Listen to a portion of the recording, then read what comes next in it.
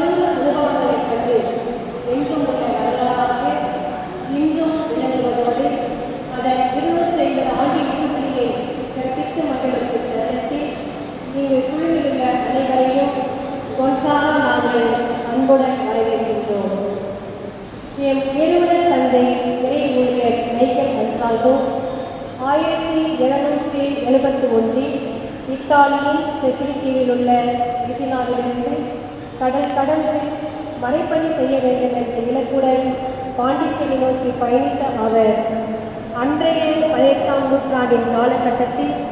சமூக சீரழிவுகளால் பாதிப்படைந்த பெண்கள், பெண் குழந்தைகள், விதவைகள், பாலின வன்கொடுமை மற்றும் அச்சுறுத்தலுக்கு உள்ளாகி போன பெண்களுக்கு அடைக்கலமாக புனித அலோசியஸ் கொன்சாகாவின் பாதுகாவலில் 1775 தந்தை இறை ஊழியர் மைக்கேல் அன்சால்டோ அவர்களால் உருவாக்கப்பட்டதுதான் புனித லூயிஸ் டே கொன்சாகா மடம். மடம் ஆரம்பிக்கப்பட்ட நாளிலிருந்து எம் நிறுவனர் தந்தை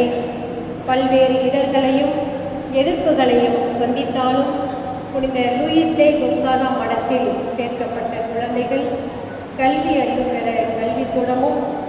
பெண்கள் தன் சொந்த காலில் நிற்க நெசவு தொழிற்கூடமும் உருவாக்கப்பட்டு இவர்களின் பணி வேரூன்றி கொண்டிருக்கும் பொழுது எம் சபையின் நிறுவனர் இறை ஊழியர் மைக்கேல் அன்சால்டோ 1805ஆம் ஆண்டு நவம்பர் 2ஆம் நாள் இறைவனடி சேர்ந்தார். தொடர்ந்து இப்பணியை செவனே செய்த 250 வருட கால வரலாற்று அறிவின் போதும் என் சகோதரிகளின் வாழ்வு ஒரு மறைக்கப்பட்ட